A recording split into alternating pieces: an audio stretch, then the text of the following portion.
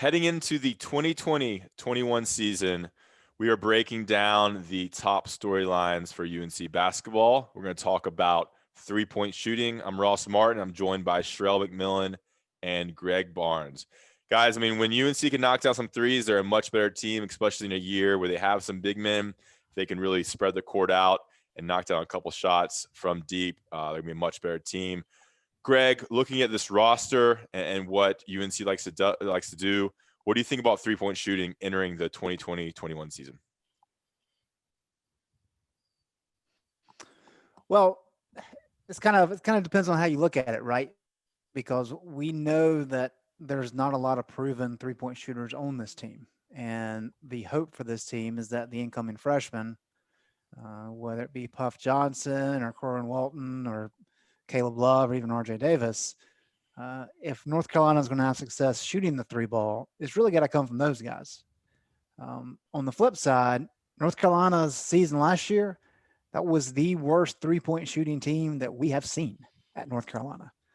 So the only way to go is up, right? And so this doesn't have to be an elite three-point shooting team, given what they have in the post.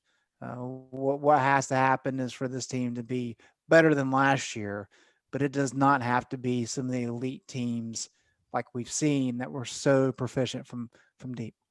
Yeah, I mean, we think this team's going to rely a lot on interior scoring with Garrison Brooks and Baycott and Daron Sharp. So maybe not as important they have to knock down threes. But Sherrell, you follow these guys during their recruitment. You know kind of the roster and what it looks like, and the fact that the majority of UNC's maybe best perimeter players are freshmen.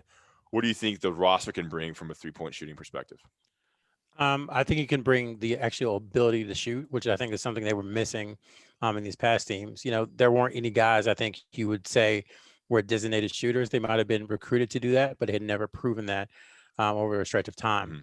I do think North Carolina is not going to be a great three-point shooting team this year. And to Greg's point, I don't think they necessarily need to be. What they need to be is competent to average, just because of the massive advantage they're going to have inside over most teams.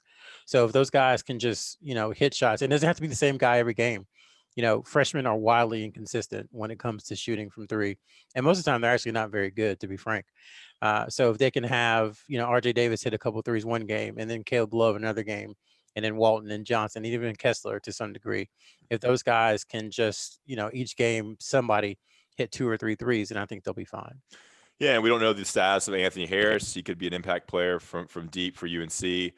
Who knows if Leaky Black and Andrew Platek can kind of take a jump from last season and be three-point shooters. For both of y'all, who do you think is the best three-point shooter on this team when we look back on this season in March and April? Greg?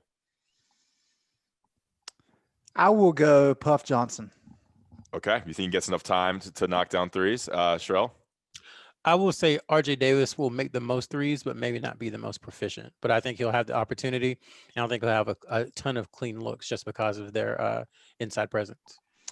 Great. And when you look at this roster and this team, inside scoring is definitely a strength. Question marks at three-point shooting.